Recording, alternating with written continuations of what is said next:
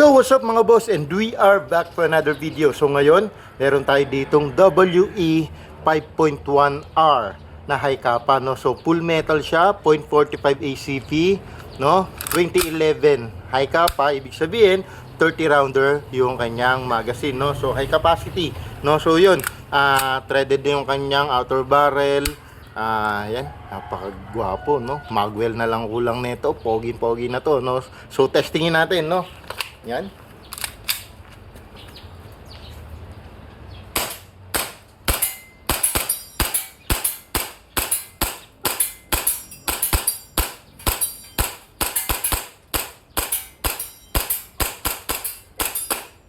So yun, nag-release na, no? Nag-open na yung kanyang slide, ibig sabihin wala nang bala, no? So syempre, slide down, hammer down, no? So yun, maraming salamat mga bossing.